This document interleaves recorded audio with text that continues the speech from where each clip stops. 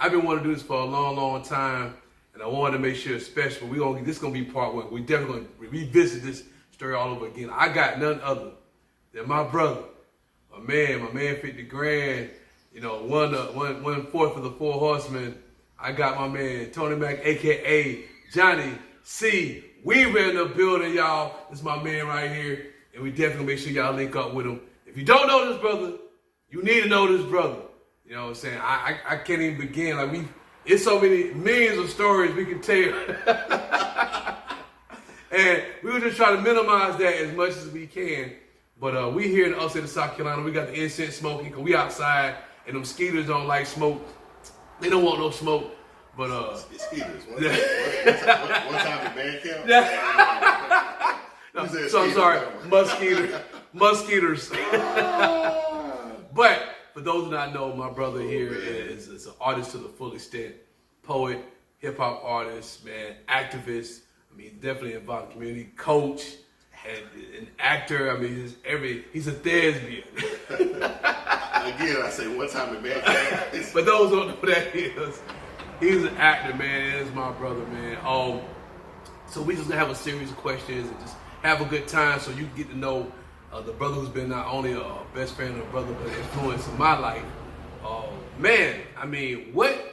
And I'm gonna see if I can come up with some questions that I never asked. I know we know each other for over 20 plus years, probably about going on 30, 35. I don't know, but I'm trying to come up with some questions for some things I do not know about this brother right here, man. But I gotta start. What got you into the arts? What inspired you to like really get into like performing and writing and things of that nature? So what's funny is that you were talking about how much time and how long we've known each other, and it's close to like about 35 years. Like that's organic. That's not just. And that means I'm 36 years old. Right. I remember the first time I saw him, he was like, Dad. No, I want to ask you a question. So that's just always who I've been as far as this writing. I remember being young and I would watch Saturday Night Live, and then I would come back and I would like imitate Eddie Murphy and do like his skits or whatever. But I've always been into acting, always liked to write. So when that whole hip hop era came along, that fit right into who I was, and that's really kind of how you and I kind of hooked up or whatever. And we did that for years, and we opened up for people, and very creative with our stage shows and things like that. And then that manifested into somebody. I don't know if I ever told you this. Like, I don't know if you remember this. We were at Whitlock, the best junior high school. Whitlock Junior High School in Spartanburg, South Carolina.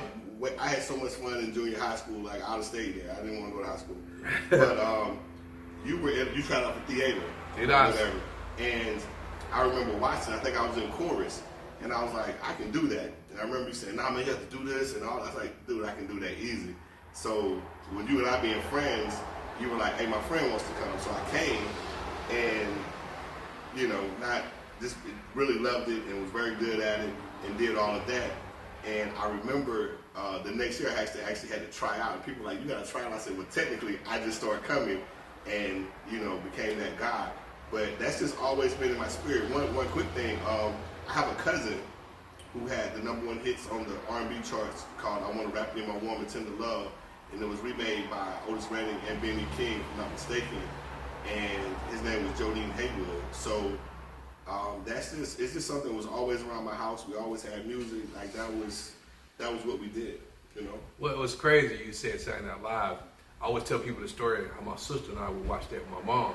And my sister was the first person that got into Theater Odyssey. Mm-hmm. And I'm watching her like, man, we do that all the time. So it's funny hearing you say that, like, man, we do that. I've done that. Yeah. You know what I'm saying? So you talk about hip hop.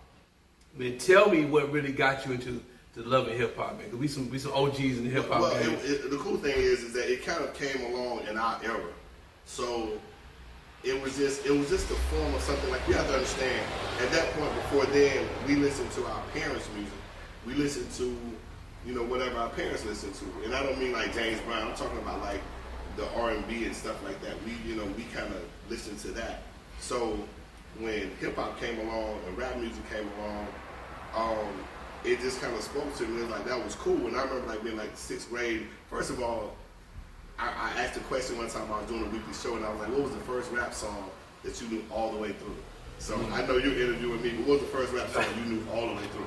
Come on, Run DMC, Live at the Fun House, man. Because that got me into hip hop, but I think they changed the name to Suck MCs. Okay. I knew that all the way through. The first rap song I knew all the way through, and it was super long, was Rapper's Delight. Yeah, I think everybody knew rap. Everybody knew that, for real. So it was just it was special and it spoke to me. And then I remember writing I didn't even write it. I just did it in my head. This rap. So everybody's first rap ever started off the same way. Everybody's first rap. With a name. My name is. You had to say my name is. Whatever your name is, let them know. You gotta introduce yourself to the world. You had to let them know. He just said, allow me to reintroduce myself. So we was doing that back then. So, but I remember a real cool moment because I was a ball player. So I always like, playing ball or whatever. And I remember going to Cleveland Park, which I stayed real close to. In Spartanburg, South Carolina. That's pretty much where we grew up at. And I remember playing ball, and that's when people had the big jam boxes. Mm-hmm. So you had the big jam box behind the pole where we were playing at, and I remember just hearing this sound, and I almost didn't want to play anymore. I wanted to listen to this sound, and then I was like, okay, it's cool, let's play. Then the next song came on, and that's why I could tell you the order of these songs, because I remember hearing, I'm the king of rock, there is none higher, sucking MCs should call me sire. And I'm like, yo, what? Then I remember the next song was Shut Up, You Talk Too Much. And I'm waiting on a song to really go back to playing ball. But each song is captivating. And the song was I'm still playing, but I'm like, I'm not focused on ball. I'm listening to this music. And that was one of my biggest, because I heard Rapper's Delight and Planet Rock. That was one of my biggest introductions to just Run DMC was that group for me. Yes. And I don't really think, it sounds absurd to say they don't get the credit, because they do, but I think people misunderstand. Run DMC was the first rap super group. Yes. It wasn't anybody out there. Those guys were good and I liked them, but they were the first rap super group. Mm-hmm. You know what I mean? And it was just Two MC's a DJ, man. He made the beats as well.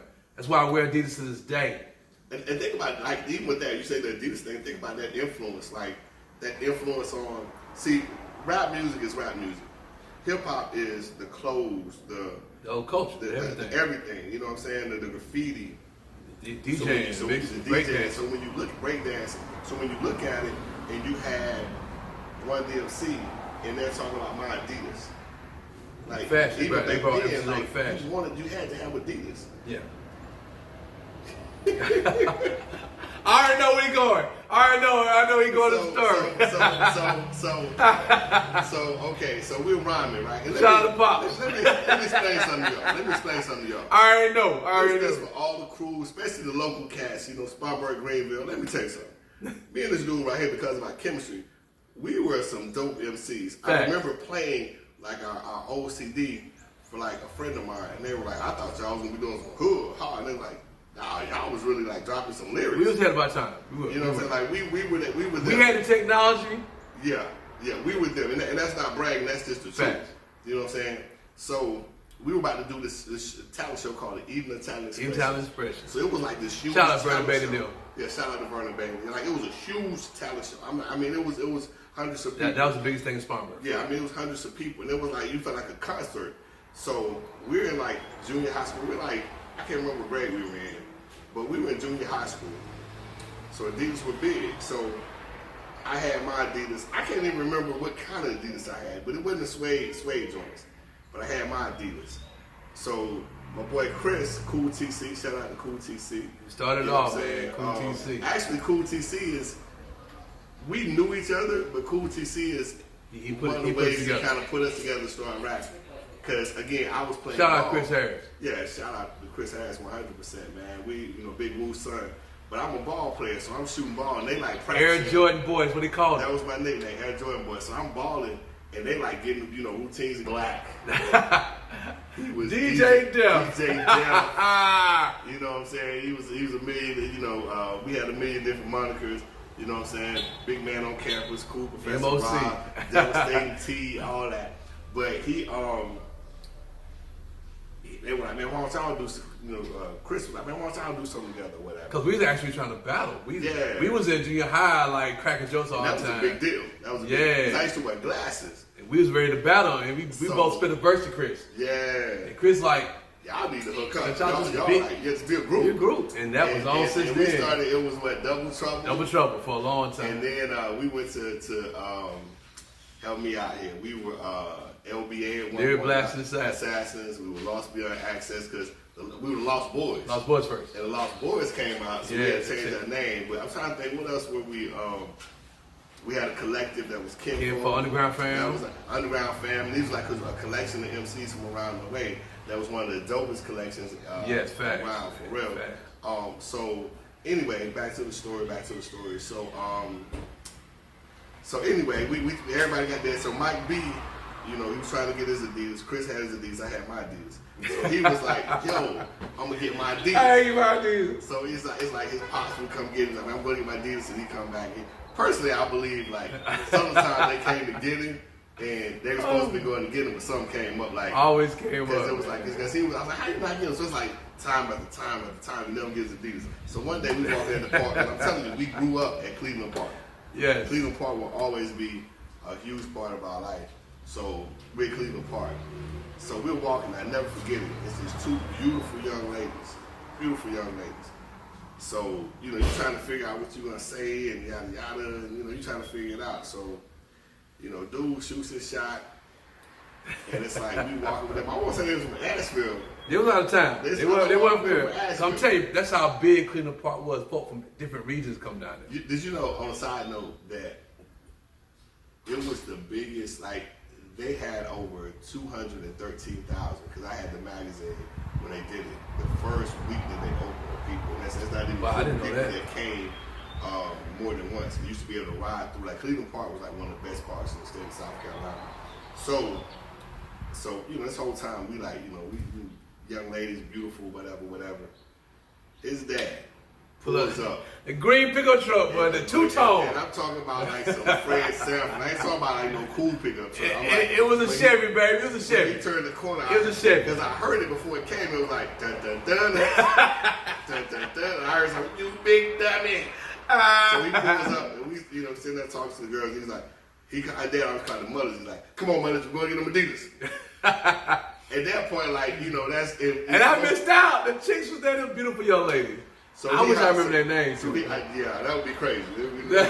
Social media, the world's small now. We can find them, but he hops in the car. So it's like, all right, everybody go their own separate way. So I'm like, this is before cell phone. So I'm like, all right, bet. You know what I'm saying? So I think people don't understand. Me and this dude hung together like over the summer, like every day. Like we became like, he was the only person that could come to my grandmother's house, and if I wasn't there, and he say, "Oh man, I need to get such and such room." Yes, oh yeah, go ahead, you good. Like he was family. Even later on in life, I don't know if I ever told you this. Later on in life, my grandma, we were grown. This is like probably my grandmother passed away in 2011, so this is like 2008, 2007. When we would have get-togethers, she would say, "Where Rob at?" I said, "Ma, he probably with his own family. It's next weekend." And she would be like, "I keep forgetting that boy, my grandchild. I know him so long since he was a little boy. That's how long. So, I'm thinking like he calls me. I'm like, man, dude, you ain't get to holler at the girls, blah blah blah. But you got to a D. Now we get ready for even Italian Expresses. He was like, nope, nah, we didn't even get them. They were closed by the time we got there. So this went, no, real quick. No. Maybe that's why I have my obsession with Adidas. Like I got about 16 pair now. So what happened before the show? You started working at Hardee's. You were 14. Yep. He started working at 14, and he got his check, and this was like, Suede Pumas was real big. Oh, Adidas after Adidas, boy. I made sure I'll never forget my Adidas. I never forget, you had the blue suede. Then you got I got the condoms. Remember your rap name was Black Suede. Black Suede. But that was for the Avon cologne. My mom was selling Avon. Black Suede. Oh yeah. Before Black Suede was Black Suede. So is a rapper named Black Suede? Yeah. Oh wow. That's why I changed my name. It was rapper Black Suede out of Atlanta. What's crazy? So he ended up getting 2 pair of Adidas. So this to show how we were and how the love was. So he had a pair of Adidas, I had a pair of Adidas, Chris had a pair of Adidas, Mike B didn't have any Adidas. He was like, yo, wear my Adidas. So we went on stage and we performed the Evening Tide Expressions, man, and was never afraid to get on stage, man, which was crazy. Because believe it or not, I'm really kind of shy. I grew out of it an awful lot, like on some real stuff. But I was always comfortable on stage. Always. I was always comfortable I on get the stage. same thing. You know what I'm saying? I think we're the type of artists, man, that we in our thoughts, we're engulfed in our thoughts. Always. You know what I'm saying? Always. So that long time Always. is very important. But to get on stage to express it. So you And felt like you had that freedom? Like just being cerebral, like that's why, and I kind of had a person, they didn't give me really pushback. We talked about it. I was doing a workshop and I was saying I think everybody should have a poetry name or a stage name because some of the things that Genesee Weaver says, like I never say the N-word. All right, Genesee Weaver says the N-word in reference to doing a poem. Well, you making a point whatever. to it. You know what I'm saying? Yeah, so it's like I feel like everybody should have a name. And I know some people push back on that and whatever, but I think it's very important. Have an alter ego, basically. Because you're two different people. You know what I'm saying? Like, you're the same, but you're different in the fact that if sometimes, like me, I never say the word black because we're not black. Nubian. I say This Nubian. cat put me on Nubian, for real. Yeah, I'm like, so we're not black, and if you start learning the history of where that comes from, but it's like you have to speak to people in a language they understand. So Genesee Weaver can do all of that. Antonio Mack doesn't. You know what I'm saying? Speaking of Genesee Weaver, let people know, how did you get that name? Where did Genesee Weaver come from? Cool story.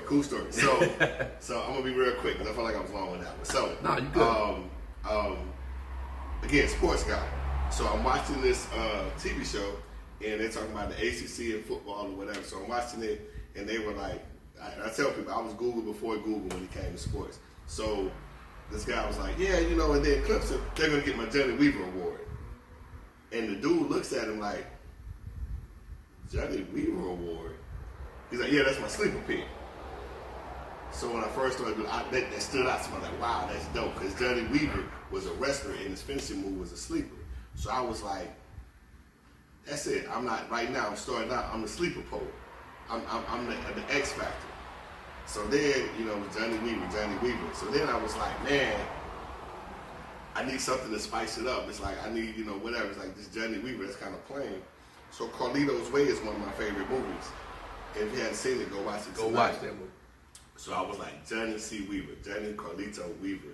And it's funny, young lady, I say young lady, she's my mentor, Tamise. I always said I got smarter by talking to her. Every time I talked to her, I got smarter. And she never called me anything, but she said, Carlito. That was her name for me, Carlito. So that's what it stands for, Johnny Carlito Weaver. But Johnny Weaver was a wrestler, and Carlito's Way, one of my favorite movies. So that's how I got my name. So. Word. Now, a couple more questions. Ain't gonna hold you long, man. So, we go on about Marvel and DC. And I'm Team Marvel, he DC. But what got you to loving Batman? You're a big Batman fan. I never asked you this, but I said when I interview, I'm gonna ask him this question. What got into like the whole DC universe, especially specifically Batman? So first of all, it's funny because, and it was something I was gonna ask you, but I forgot now. But it's funny that Moody and I are friends. Like, we're brothers. This is my brother. You know what I'm saying? Like brothers, you know, that's my dude. You know what I'm saying? We're gonna take each other when the other person is wrong. We're gonna, you know, we're gonna be able to be vulnerable around each other. Yeah, that's how it's supposed to be. Yeah, Feel real like, friend. That's how it's supposed that to be. never comes back up. You know what I'm saying? It's like stuff we talked about that we're gonna taking that to the grave. One of the coolest things, Tess, poet, she was like, Rest in peace, Tess. Yeah, you know what I'm saying? Bless the dead. We were talking one time. This is funny. It was right before she transitioned, and we were talking, and we talked for about 2 hours, and she was like, well, shoot, y'all boys know where the body's buried. You know what I'm saying? I was like, yeah. But you asked about that, and it's funny because we've always been kind of on opposite spectrums. So we're growing up. I'm a Georgetown fan. He's a Syracuse fan. Yeah. I like DC. He likes Marvel. So he's Spider-Man. I'm Batman.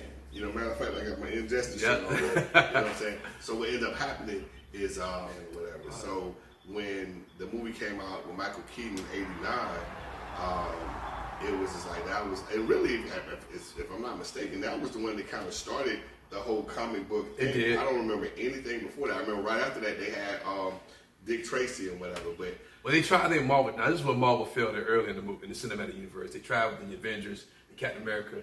and the Spider-Man, they suck. I'm gonna keep it real, they suck in the early '80s. I think, matter of fact, probably for Batman, Tim Burton did it so well, and it set the precedent for future. And they didn't make it. The thing I liked about it, they made it like. See, a lot of people don't understand. I don't remember. Like Batman used to use a gun. He killed a giant one time in the comic books, and after that, they kind of even the thing with the comic books. The cats in the comic books, comic books told the history of what was going on in the world. Fact. With the heroin in the 70s, that's why I love it, man. Or whatever. Now, we can get back to that too. Came from another planet, and they wanted to figure out what was going on. All you have to really do is read the comic books because they addressed it. So even when they made Batman not use a gun, and he didn't have a Batmobile at first, but it was one of those things of like he was always like almost like an anti-hero. And on some real stuff, just being serious, I'm gonna be real quick because I want to get to a few more questions.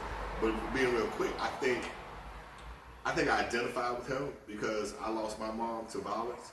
So I think him losing his parents to violence, and I always felt like it was a connection.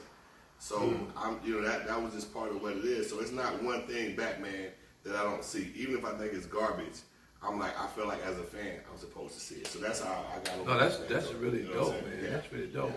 Now, a couple more questions, man. Like with sports, and I tell people, man, like I love basketball, and I'm a really good basketball player. Even my seasoned age, but I always tell people I learned really the game from this cat. This cat taught me how to ball, and it was crazy that once I learned, my whole thing was, as a student, I gotta be the teacher. I gotta be the teacher. So anytime we play pickup game, once I got good enough to play, like I want to see him. I want to see him. But what was cool when we always team up, it was like you said earlier about the chemistry, man. Like you said, go Bad Boys, go Bad Boys. I love Detroit Pistons back in the day. Go Bad Boys.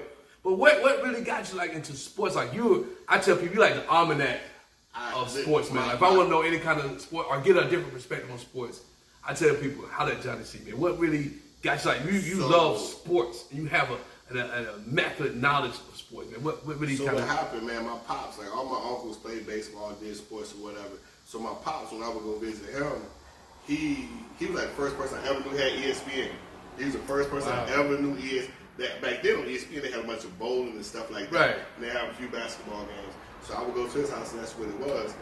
And then we have a cousin, man. I got like family, man, that did so much. Like Jimmy Jackson, who used to play, was the fourth pick in the 1990s draft. Is a distant cousin of mine. Alfred Jackson. My dad, you think the Falcons came, I think in '76. My dad's like a Falcons fan. I'm like, how did you become a Falcons fan? Like Falcons went to a newer franchise. And he was like, we had a cousin, I think Alfred Jackson, that played. Wow. So, my dad was a big sports fan. So I just kind of fell in love with it. And I remember like the first national championship that I watched was in 1982, Georgetown versus North Carolina. And I started liking Georgetown. And being in the South and we're in ACC country, we didn't get a lot of Georgetown games. So we did, but not really. So we got a lot of ACC. So I was like, boom, I like Virginia because I like Ralph Sampson. So that was just the kind of I grew up in a sports family, and it's funny, like not my grandparents, but like my dad was a sports fan. So it just caused me to start liking sports and watching sports, and then I could play pretty good, and like it just kind of manifested the coaching, and now like I coach or whatever. But the coolest thing is that, and you see this, like when you leave. We're around each other and you leave the crib, I'm like, yo, go change a life. But the fact that it allows me to be around young people and to be able to influence them in a positive way. I had a person call me today, they texted me, and they were just like, yo, how you doing? And believe it or not, it was big to me because I have my moments and I'm like, I'm good. Like, what's good with you? How you doing? They was like, yo, I moved to Texas for a while, and they're telling me these things, and I'm straightening up, at the crib, and I see this once a year at the schools, they can write, like the students can write you like a note and just kind of say they appreciate you. And I have two that are very special to me, and I read the one today. So it's just kind of like those pick me ups and things like that. But coaching, man, you get to teach this game that I love to a group of young men and young women. And this cat, he's behind the scenes and he's interviewing or whatever. But this dude here, coach, influence people. You know what I'm saying? It's like I bump that. It's funny. I used to say when I hosted, I say clap for me. Just put one finger right here. It's not about me. But you know, you give people that flowers while they're here, and you were able to manage. The thing that balances us is that I'm cerebral. Not saying that he's not, but I'm more cerebral. I'm gonna think stuff through and do this and blah blah blah. And what if this happens? Yada yada yada. We balance each other because he's the one. Let's go do this. We can do this. Like Moody will go to a show with like just enough gas to get there, and like, man, I gotta sell these CDs and sell these bracelets and these T-shirts to get enough money to get home. I'm not gonna do that. I'm gonna be I'm gonna have the money to do whatever. I'm gonna go work some overtime. I'm gonna borrow the money. I'm gonna do whatever. Like, so that's what balances us. And I think that's why I'm in theater, because he took that chance to go do it. I'm like, hey, I can do that. So that's the cool thing. So with sports, you know, this dude, you started coaching AAU first. I think I coached maybe Little League, but you started coaching AAU. And back then, I'm like, what is AAU? And I was like, okay, bet, I'm going to get on board with it. And we coached or whatever. And crazy thing, real quick story. So he worked at TK Gregg. He grew up in Northwest Center. Well, he's right down the street. I grew up more in Cleveland Park. But we both coached at TK Gregg. And we're coaching. And the director of the center comes over. And he had this real deep voice. So we real competitors. He's like, and this is the thing, like this is Uno, Connect Four, checkers, chess. Yes. Like we love to play. And it was funny. It was like he would beat me in Connect Four. I would beat him at checkers. You know, we both cheated Uno. Like, we legalized cheating in Uno. Yeah, you gotta get caught. And for all y'all people that do that dumb stuff, like you can play doubles and triples, stupid. That's not Uno. You play cutthroat. All right. Play real Uno. But that's who we are. So we're coaching against each other. And it's funny. Our record. I don't know if you know this. Our record is even. Even's tied up. Now I will say I was like I still have the advantage, I think, because one of the victories you got, I wasn't there. My great grandmother passed away, so somebody else coached the team. But anyway, it was like the director comes over. He has this real deep voice. Shout out to Mr. Jeter. You know what I'm saying? Rest in peace. Rest in power. He was like. He called in the middle of the floor. We were so animated coaching. I'm gonna need you all to come down now. I'm not gonna have all that blah blah blah. So funny thing is, we did AAU together, and we coached against each other in Little League, and we went to an AAU game, and one of the parents she's like, when she found out we coached against, she's like, y'all know each other? I was like, we're like best friends. It was like, what? The way y'all are in Little League? Like, what? Y'all are friends? Yo, like, that's my brother. That fact. When we listen, when we on the same team, we good. Yes, indeed. When we're on the opposite team, it's a long day. It's a long day.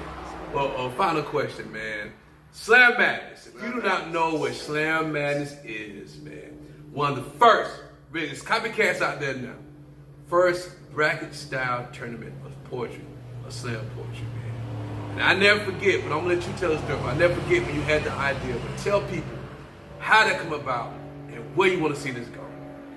So, Slam Madness is so many different moving pieces. So the first year we did it, we had 16 poets. Okay, we had 16 poets, and we just did local. Now I say local, but you know, just whoever wanted to do it. But it was kind of just local. We had 16 poets, and you go head to head, and